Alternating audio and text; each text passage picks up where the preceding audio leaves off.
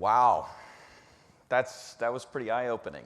But it's actually a really good segue into what we're going to be talking about next, and that is the expanding role and responsibility of IT professionals, and in particular, CIOs. The fact that it's not just about deploying enterprise software, managing IT systems. The world has become a lot more complicated. We've talked a lot in this conference about digital transformation. We've also introduced some of the soft social topics of the human side of our business. And in today's session, I'm excited to bring some industry luminaries to the stage to join us in the discussion about the expanding and changing role of the CIO. First up, Maria Womersley, CIO of Huntsman.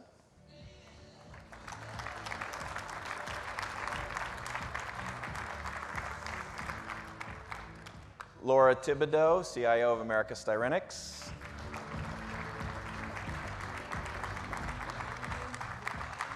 And Deb Watson, my co-chair on the Chemical Executive Advisory Council and CIO of Nova Chemicals.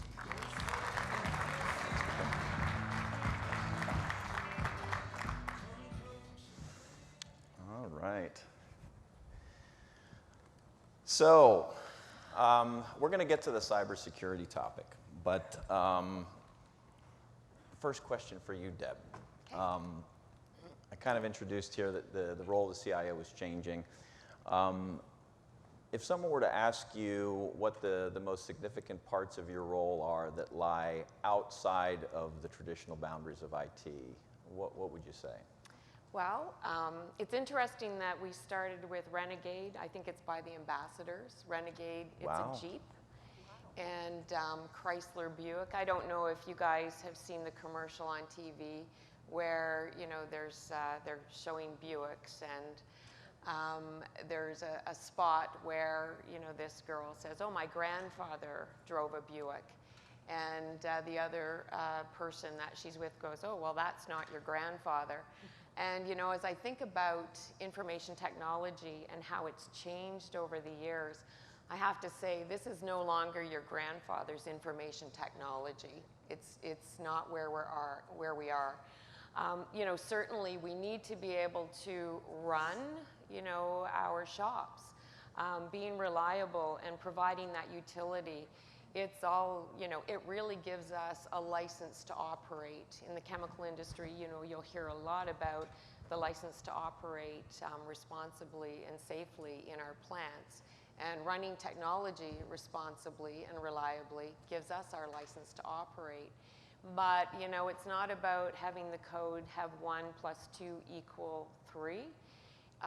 It's our opportunity because technology is changing so quickly that we have to get ahead of the pace of it. We have to get ahead of the pace of technology, how it impacts our processes, how it impacts our people.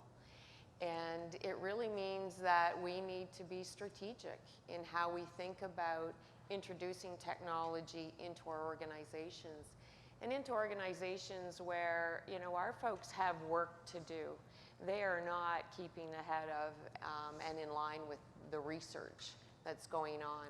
So it's really up to us to ensure that we're able to understand where they want to go, understand their capability, the vision, help them to understand where they want to go, and help them to know where they want to go. And then really using this culture of interdependence across your organization. Mark said in his last talk about organizations are structured in silos. We need to break down those barriers. We need to be able to work with all of the other members of our team in the business to get to that, broader, higher capability. So it really changes the discussion that we have. It goes from, I think, yesterday we were talking about being transaction-based. We're no longer transaction-based. We're not function-based. We're not event-based. We're really business and beyond based. And so we need to be able to speak in business terms. We need to be able to translate our stuff into business terms so people can understand that capability. And then when we know where we're going, we need to have the speed and agility to deliver. Because if we don't do that, we're going to miss our opportunity. We won't get that advantage. And finally, it's about change leadership and technology adoption. If we put stuff out there and people can't use it, we're not successful. We really need to manage that change. So it's about the business, about strategy, being the glue layer, and also keeping up with faster cycle times is kind of what I'm hearing. Laura, you had mentioned in earlier conversations about we're no longer just order takers. It's a lot more than that. Can you elaborate on? First of all, can you hear me? Okay, I had a little issue. I've been losing weight and my microphone fell off. So I was just a little bit nervous there. Okay, well, now that we've gotten that out of the situation. When I first started my career, really, I think we were kind of coached that IT is a service organization and you do what you're asked to do. So, it was very much an order taker situation. And I think that one of the most exciting things about where we're at now is that really IT folks are looked to deliver a business value. And so they're asking us, what are your opinions? You understand our business, you understand our systems, you understand our technology. Work with us to come back with a solution. And I think that's the really exciting part, is moving from this order taker philosophy to a partnership philosophy to really have the accountability to move the needle. Yeah. Any further thoughts? Yeah, it was pretty comprehensive, wasn't it, everybody? Very good. Yeah. I think I'd like to add just a few points. I think that, can you all hear me? Also, I'll ask that question, okay? Usually my team has no problem hearing me. I just wanted to touch base on a few things. I've been a CIO at Huntsman. I just was thinking about it. It's been 10 years. And there's been a real evolution or shift in the role that I had when I first came on to where we are today. And I honestly don't think there's a more exciting time to be a CIO, for those of you who are interested in that type of a role, than the environment we're in. It's fast-paced, it's moving. They both touched, both Deb and Laura, on some key aspects. But I think we're also very involved in building the businesses. When I think of the mergers and acquisitions type efforts, or even divestitures that are going on in businesses, I can remember a time when IT was a secondary thought, and now we're right sitting at the table. We're being asked to be engaged because there's a recognition that there's competitive advantage that's delivered through a very successful integration effort. So we are now more and more involved in that extent. The other thing is, I'd say from a solutioning standpoint, it used to be, order taking or one-off solutions. We're building roadmaps with businesses now. We're being very strategic in the way we're thinking, and we're trying to bring them along with us as we go forward, rather than having it happen to them. We're working with them.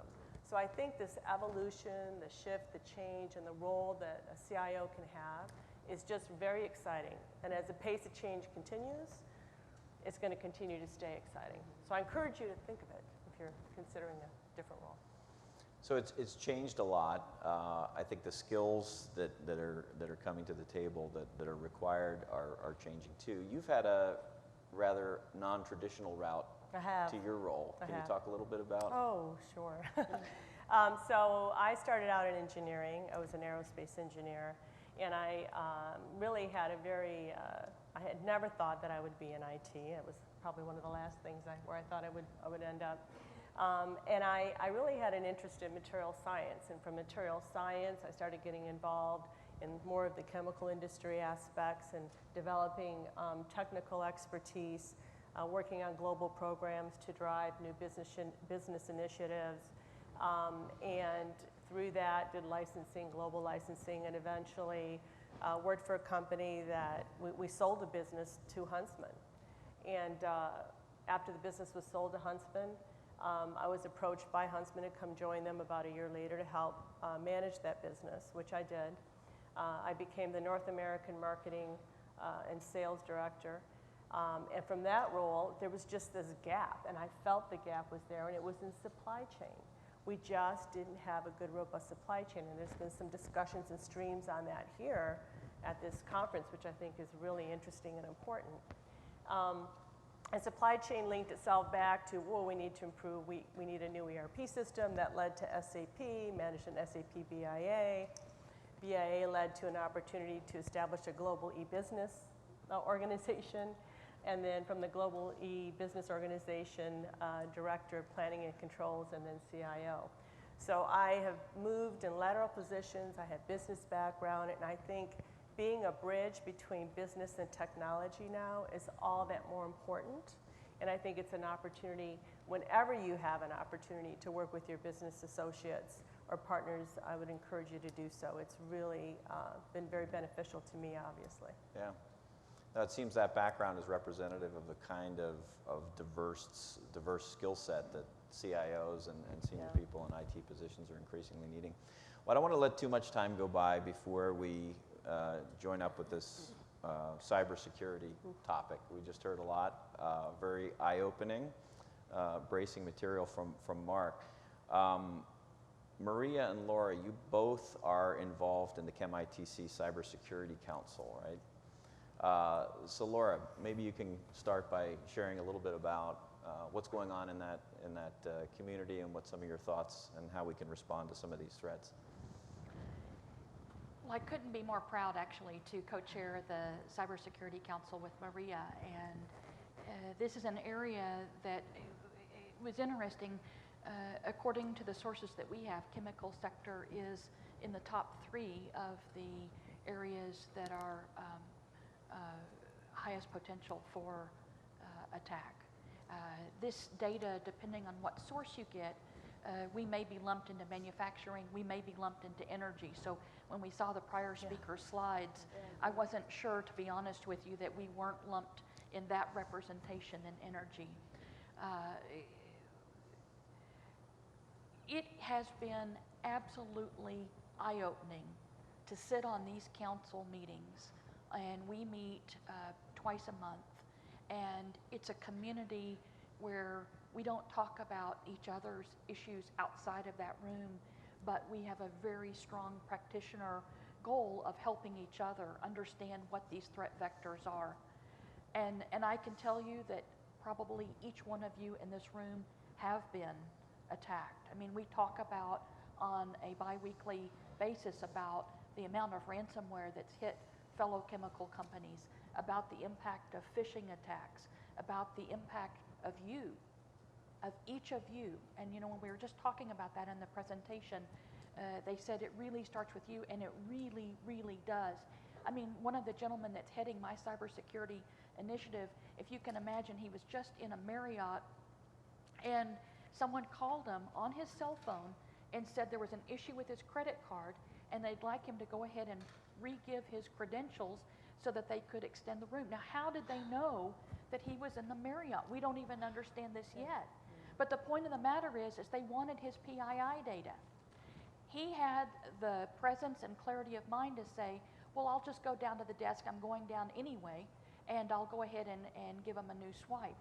When he got down to the desk, they said, why are you here? He said, you just called my room to say that my credit card wasn't working.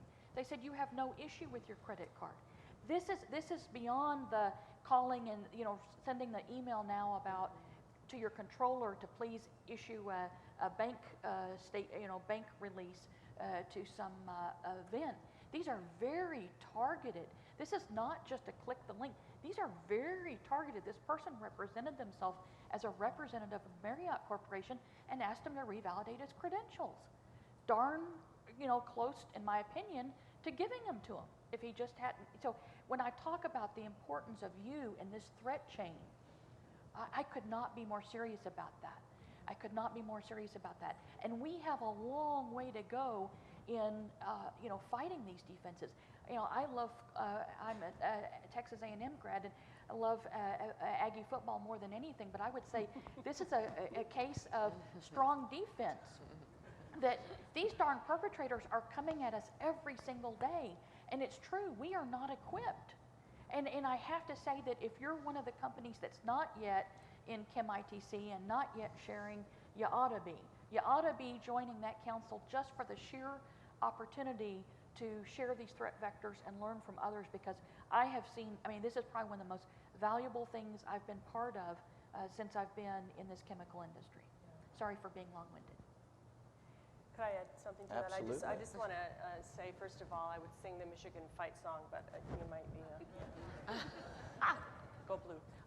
So what I wanted to share was that from a risk management standpoint, boards are more and more interested. And as CIOs and directors of organizations, we're being asked to participate. I know that you have, Deb. I know that you have, Laura. I know that I have. If not annually, biannually, if not biannually, even more, quarterly. They want to understand what the risks are. They want to know what we're doing to mitigate them. They want to know what it's going to cost to mitigate them. So lots of interest. Why? Well, there's lots of press out there. You know, you see it all the time on who's been hacked into or who's had an issue, and just watch what happens to their share price over a period of time, especially if it's happened more than once. So very, very interesting to the boards, incredibly so. The second thing I would say, and I completely agree with you, is that it's often the users that are the first line of entry and penetration into an environment. And never waste a great crisis. I've said this before, if there is a crisis, I don't care if it's yours, or if it's Target's, or United's, or Wall Street, whoever's it is, take the opportunity to highlight that, send a note out to all your users, and remind them, this does happen, right? This does happen. We have recently had an experience with ransomware, not that they were able to get into our systems where we actually had to pay something. We were very aware that they were trying, and it was through, it was Splunk, for those of you who don't know. It's a company called Splunk, highly recommend it. Learned about it through the affiliation with my other American Chem Council compatriots. And I, again, would encourage you to try to get involved in some of these user groups, because what you learn from each other is much more than what anyone can tell you on stage. Deb? I think the only thing that I would add is, as we talk with our boards, we're always asked, have you had a breach? Yes. And, you know, you don't want to say you have, but I'm very uncomfortable in understanding, how do I know whether we've had a breach or not? And so our security profile needs to be, you know, not just prevention. We've got to monitor, we've got to detect, we've got to mitigate, we've got to prevent, and we need to learn. And so it's that whole cycle. It's a cycle, yeah. And as these happen, again, to use a plant analogy, it's an emergency response. All hands on deck. You know, you need to get at it, take care of it, and you know, resolve it. And then you can stand down. But that stand down is about communicating out to the organization, you know, what's happening, ensuring you're communicating to them, keeping their training up to date, and alerting them so that they start to tell you. And I think one of the best days is when I start getting emails from some of our senior folks saying, hey, I just got asked for this, or I got asked that, because that's driving awareness, and that's going to drive understanding down into the organization. That's a good segue into the next area I wanted to talk about, because what you're describing is an indication of a culture change that starts not because management has asserted we are going to have this culture, but because you've put policies in place and you've enforced certain behaviors that the organization knows you're taking seriously. And over time, through the enforcement of those behaviors, the culture starts to emerge. And that's what we want to see. And so the next area I wanted to talk about, I mean, obviously the role of the CIO has been changing in exciting ways. The pace is increasing, the cycle times are shortening. We've got new threats that we've never had to deal with before. I'd like to talk a little bit about how organizational change management kind of factors into all these things, because I mean, SAP is a technical company. Many of us here are focused on the technical side of our jobs. But I think when we look at a lot of the projects, we look at a lot of these initiatives, equally important, if not more so, is the organizational change management, the cultural issues. Talk a little bit about how you guys manage that. What role do you play? Maybe Deb, you can start with that. Thanks, Dawn. So, you know, we talked about people, processes, and tools. And when we think about our businesses, we have products, we have technology, and we have people. And of course, our products, we're in the commodity chemicals business. So, you know, you can go from one company to another and essentially get the same products. You can buy technology. But people, you know, can you attract and retain the talent that you need to be successful? And we do talk about people being our greatest asset. I think that many of us in the industry, we haven't had a hiring blitz for a few years. So there was a gap in terms of when we were bringing new talent on. And it's a very interesting shift and something that's probably a good study in organizational change management.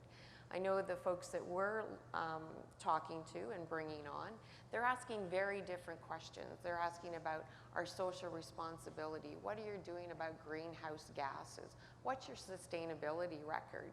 And so that tells me that there's a real change in the values that new people are bringing into the organization. Certainly being responsible is critical to us. We heard Cal yesterday talk about responsible care.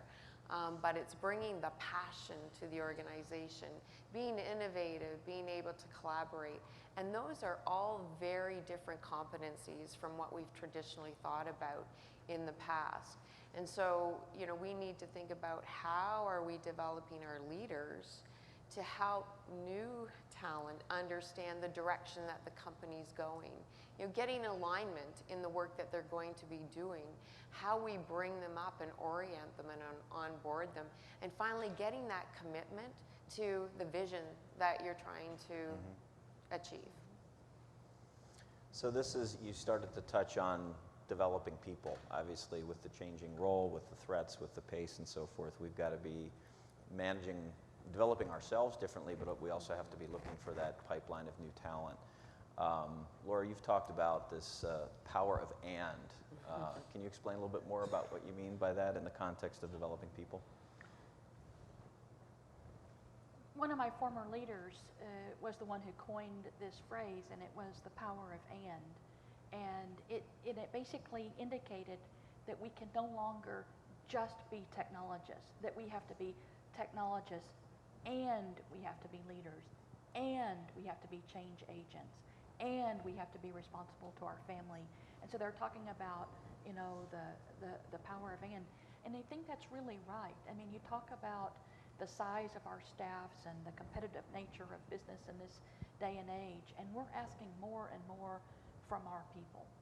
And so, you know, it's actually difficult to talk about where do we invest in professional development training? Do we invest in technology training? Yes, because you have to stay relevant. Do you invest in cybersecurity training because everyone needs to understand that? Yes. Do we invest in leadership training? Well, if they can't be strong leaders, they can't invoke that change. So we better invest in the leadership training. Do we invest in change management and other skills training? How to, you know, train the trainer? Probably ought to do that too. You know, it's like if we can't present our ideas to others, if we can't gain that acceptance, then no matter how great the idea is, it won't be taken over, right? So I think that this is really, it's really stuck with me, and so I'm not trying to say I invented this thing, the power of and, but I think it's really something that kind of sticks with you to say that we have to have multidisciplinary employees, and we have to help them grow deep and wide to be able to achieve in this day and age. And I think that's especially true when we think about what we're asking of people. We want them to be quick and agile and problem solving. We want them to be able to really respond quickly to business demands. That's at a pace now that's unparalleled. But the same token, all of those decisions folks are making and all the problem solving and all the solution delivery impact something else anymore, right? So Internet of Things that we keep hearing about, the IoT, but the reality is it does.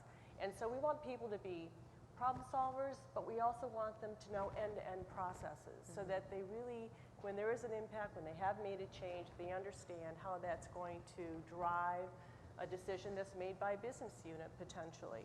So again, different skills, different opportunities, having a diverse background, really challenging yourselves, I think, to do more even when it's outside your comfort zone will really reap rewards as you go through your career. Yeah, there's an interesting book out called Humans Are Underrated. And the author's premise is that as digital technologies start to replace more and more of the routine sort of computational work that computers are really, really good at, it's going to displace jobs. And so what is it that is fundamentally human, and how do we, as human beings, as we're developing ourselves, as we're building a talent pipeline, begin to expand those skills? And one of the cool things about this is when Watson beat the first chess expert, it was like, oh my gosh, artificial intelligence has finally kind of surpassed humans. The interesting thing is that a machine paired with an average chess player was better than the machine alone, could beat Watson, and was better than a master chess player. So the finding here is that humans in combination with technology is actually the most effective and the most powerful. Also part of this book is that when research was done about what are the skills that employers are looking at for the future, it didn't include business acumen and analytical skills and things like that. So much of it had to do with the human empathy side of things, collaboration, networking, all those sorts of things. So what I'm hearing here, though, is that it is both and. If we're going to combine, if we're going to be most effective by combining the technology and the fundamentally human piece of it, we can't have technical experts that are over here. We can't just have the soft scientists, but we need both. And I want to go back to something that Deb kind of touched on, which was, in this change management arena, we're used to presenting very IT kind of centric solutions. But now with everyone using their iPhones and the consumerization of apps, people really expect more of that at work. They expect work to look like what they're used to at home. And I think that's driving a different behavior as far as change management of what we need to expect of ourselves as delivery agents, Good. While thinking about cybersecurity. While thinking about cybersecurity. So in terms of developing people, and I know we've talked about several of these topics, we haven't necessarily had time to elaborate on them, but what I heard was there's the power of and. We need the technology, we need the social, empathetic side of the human experience. I know, Deb, you've talked about the power of why, making sure that people don't understand just what is expected, but why as we cultivate organizations. And Maria, you've talked also about the power of understanding the whole. We can't just look at one part. If we're going to be good problem solvers, we really need to understand all of that. So I guess, would you guys agree the key takeaway here in developing people is kind of the power of and, the power of why, the power of the whole? Let's write a book. It sounds good. That'll be the title. You got a book there. Okay, so We'll need good. a beverage more, for that. more and more challenge. All right, to bring this to the close, I mean, we are at an SAP conference. Big theme for us is digital transformation, so I've got to kind of bring it back a bit to technology. And digital capabilities, big data analytics, the Internet of Things, all these digital themes, they are crucial. They are a new dimension of the role. So Laura, what are your thoughts about how we exploit this? What are the opportunities as we look at digital? Well, I just couldn't be more proud of the fact that our small company has just really gotten on board with HANA. And I would just say that if we could do it, you could do it. And, but also... She's another being book humble. title. And it has been such an exciting journey. I've talked to many of you and told you that we came up January 1 of 2014 on HANA, not only as our database, but as our BI. And the power of real-time data has been a real game changer for us. Not only did it bring us down to a 2.5, 3-day close, but the ability when we're having that moment, when we're having that that the Mississippi River is too high and our barges, can no longer move up and down, or the Gulf Coast is so high that our dock is currently inaccessible, and we're trying to triangulate on supply chain patterns, and to be able to look at it at that moment, not the next day because we're waiting on, sorry to tell you, the BW feed. That real time, it is darn exciting. And we are in the process of mining. We haven't even gotten into predictive analytics, and just the mining the data and being able to access it, and we're creating views and we're putting them in Lumira, and we're allowing people to filter it and to adjust it as they need to solve their business problems. Because I think, as one of the speakers said earlier this week, they can't wait on IT to create that custom view. We have to be able to make this a field of dreams kind of approach. Now, my original thinking was not quite spot on, because I thought if we just put HANA out there that the people could digest it as is, and no, that's not really true. You really need your data scientists or your computer science majors to be able to create the smart views that pre-package that data. But once that data is available, the power of that immediate access is startling. And we could not be more proud to start to understand. I mean, people were going, oh my heavens, I had no idea we were paying that much for that part of our freight equation. Very important to a commodity chemical company to understand every cent of where your supply chain costs are. To be able to now understand our manufacturing costs from a standpoint of where are we doing our maintenance work. Very, very important. And that for us, that next step, which, like I said, we're not there yet, but the next step of becoming predictive on, is, and so I just, to me, this is just a wide open opportunity for each of us. Because if I look at just what we've been able to do in 3 years as a small company, and think about, what you have the capability to do, I could not, be more excited for each of you. And again, I would like to just say, if we could share our recipe with any of you, we would like to do that, because this has been a very amazing journey. Very good. Anything else to add? Are you looking at me, Dawn? I forgot my glasses. Are you looking at me? I lost my microphone. did, You lost your glasses. yeah. I mean, it's really quite a deal. I love Laura's story. We're certainly on our journey, because we are a mature environment back from the mid-90s, and it's not a matter of if, it's a matter of when. And as we're going along, one of the things that we've recognized is what Laura was saying. It's, that data mining. And so we need to build a capability where we're asking questions, that we have an asking culture, that we're asking questions all the time. So that's something that we've really been looking at, is how can we advantage ourselves as far as analytics is concerned, where we go beyond analytics to getting to the predictive and the anticipative analytics, asking the right questions, being able to run those scenarios, providing a platform where the user experience is self-serve. Right, and we're very excited about the possibilities of the future. And I think from my perspective, both were very well said. What I would like to see is that the manufacturing space start embracing more of the information that can be provided to try to maybe improve or enhance manufacturing capability, safety, maybe more proactive, maintenance. I think for us, at least in the chemical industry space, there's an opportunity there, and I think it's evolving. And I know that as a global organization, we're very interested in engaging in that further. I would also say that I think we all have a need to be sure that we're understanding what the information is telling us, and that there's a perspective that it isn't just information. You got to understand it. You got to analyze it. It isn't just a matter of getting it. I get concerned sometimes that there's so much information out there that it's not being used appropriately. So I think from my perspective, we would be investing more and more in having folks that can actually help drive business decisions on the backbone of a good, solid foundation of understanding the business and, again, the business processes. Great. Yeah, I mean, we're excited. We spoke earlier this week about what's different, because digital has been around for a long time, but what's different is the is the degree of connectivity we now have to external sources of data, unstructured and structured data.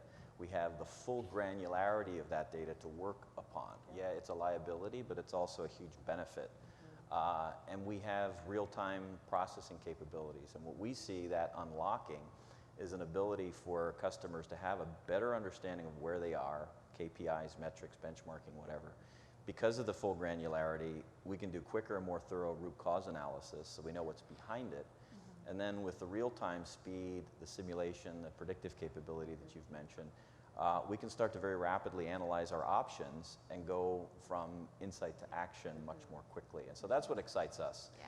All these new themes, all these new capabilities, and if people can think through that and put programs in place, whether they're pilots or whatever, to get out in front of this opportunity, I think it's, has there been a more exciting time to be in technology and a CIO? I don't think so. It's a great time to be an IT. Well, thank you, each of you. Thank you.